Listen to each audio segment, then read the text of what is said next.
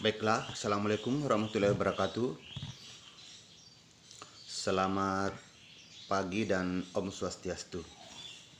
Jadi pada hari ini kita akan belajar tentang kelompok sosial di masyarakat. Tapi sebelum kita belajar tentang kelompok sosial di masyarakat, sebelumnya saya akan memberikan pendahuluan lah mengenai apa sih kelompok sosial di masyarakat itu. Jadi anak-anakku yang sekalian, yang saya sangat cintai dan banggakan, di pelajaran sosiologi itu tidak lepas dari kelompok sosial. Jadi inti dari pelajaran sosiologi itu adalah kelompok sosial. Nah, sekarang kalian sudah masuk di kelas 11, berarti kalian lagi mendalami lebih jauh pelajaran ilmu sosiologi itu. Jadi selamat kepada anak-anakku yang telah masuk di kelas 11. Dan ini merupakan kebanggaan tersendiri karena kalian telah lalui jenjang kelas 10 dan masuk di kelas 11. Di kelas 11 ini nanti adalah mata pelajaran yang sedikit berat dibanding mata pelajaran materi-materi yang ada di kalian pelajari di kelas 10. Jadi di kelas 11 ini lebih kita kita fokus ke mata pelajaran materi-materi inti yang kamu akan pelajari di ilmu sosiologi. Nah, di pelajaran ilmu sosiologi anak-anakku, sebelum kalian lebih jauh belajar tentang ilmu sosiologi, harusnya baguskan dulu kepribadian kamu. Kenapa sih kita harus belajar ilmu sosiologi? Kalian harus, kenapa saya katakan harus belajar harus memantapkan dulu kepribadianmu, karena belajar ilmu sosiologi itu nggak boleh tersinggung, nggak boleh marah, intinya nggak boleh tersinggung. Kenapa seperti itu? Karena di ilmu sosiologi kita belajar menurut fakta dan menurut fakta tidak boleh mengada-ngada dan tidak boleh ditambah-tambahi. Apa yang terjadi itulah.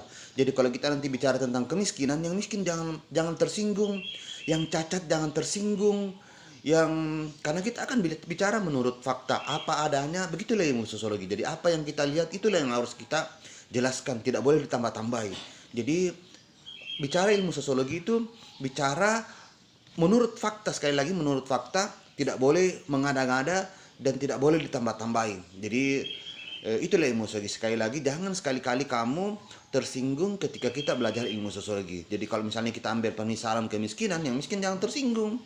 Terus yang cacat jangan tersinggung, yang kurang mampu jangan tersinggung.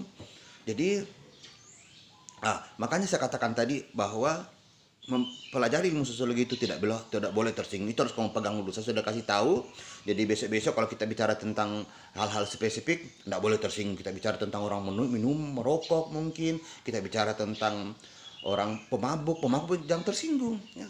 Jadi nanti kita akan belajar di ilmu sosiologi. Asiknya ilmu sosiologi itu adalah kita tidak bisa melihat kita secara individu. Jadi kita melihat masyarakat itu secara umum, secara berkelompok.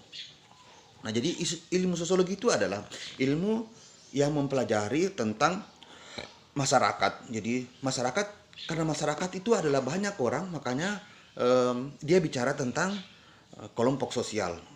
Jadi apakah itu kelompok sosial? Jadi harus kalian tahu, kelompok itu terdiri dari beberapa orang atau lebih, atau terdiri dari dua orang atau lebih. Jadi ini berkelompok. Jadi berkelompok itu, kelompok dengan kelompok sosial berbeda. Kalau kelompok itu benda mati juga berkelompok. Kalau kelompok sosial, benda mati memang berkelompok, tapi di kelompok sosial itu lebih kepada interaksinya. Ada interaksi, ada kesadaran bahwa dia berada dalam kelompok tersebut. Jadi ini adalah kelompok. Tetapi bukan kelompok sosial. Kenapa bukan kelompok sosial? Karena dia tidak berinteraksi. Jadi ini sekali lagi, ini adalah kelompok. Jadi kelompok alat tulis. Tetapi ini bukan kelompok sosial. Jadi nanti dikatakan kelompok sosial ketika orang-orang yang berada di kelompok tersebut menyadari atas kehadiran orang lain. Begitu pula sebaliknya. Dia menyadari dirinya bahwa ada ada orang lain di sekitarnya. Jadi kalau dia tidak menyadari, bukan lagi kelompok sosial. Biar juga orang, kalau dia tidak menyadari, belum dikatakan oleh kelompok sosial. Adakah seperti itu? Ada. Jadi misalnya, ada orang berkumpul, dan ini tidak menyadari. Misalnya, bukan kelompok sosial. Kenapa? Karena dia tidak menyadari. Adakah? Iya ada. Kalau misalnya yang satunya gila, bukan dikategorikan dengan kelompok sosial. Jadi kalau ini gila, ini satunya juga gila. Belum lagi kita kategorikan kelompok sosial, karena dia tidak menyadari atas kehadiran orang lain di situ. Jadi anak-anakku sekalian, kalian bisa pahami bahwa kelompok itu berbeda dengan kelompok sosial. Jadi kelompok bisa saja benda mati, tapi kelompok sosial lagi-lagi bisa saja benda hidup. Tetapi benda hidup misalnya ini adalah binatang. Ini binatang. Belum dikatakan sebagai kelompok sosial. Dia kelompok makhluk hidup. Kalau kelompok sosial itu dia menyadari atas adanya kehadiran orang lain, ya. Jadi begitu mungkin saya bisa jelaskan dasar-dasar belajar tentang apa itu kelompok sosial. Nah, nanti materinya banyak sekali, kalian harus memahami di dalam masyarakat itu bentuk-bentuk macam-macam atau kelompok-kelompok sosial. Tapi sebelumnya kalian harus tahu dulu apa konsep dari kelompok sosial. Tidak boleh kita lanjut kalau kalian tidak bisa memahami apa itu kelompok sosial. Nah, untuk awalnya mudah-mudahan kalian bisa mengerti tentang materi kelompok sosial. Sekira sudah sekitar 7 menit lah saya akan menjelaskan tentang apa sih itu kelompok sosial.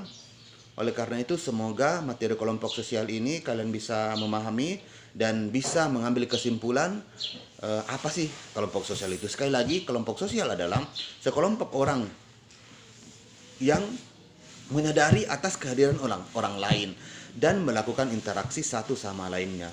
Sekira mungkin itu definisi dari kelompok sosial dari saya Pak Kadarus Usman. Selamat atas kalian bisa mendengarkan materi kelompok sosial ini. Nanti kita akan lanjut lagi ke materi lagi-lagi kelompok sosial. Mudah-mudahan kamu bisa paham dan jangan lupa selalu mengulang-ulang supaya kalian bisa tahu apa itu kelompok sosial. Terima kasih.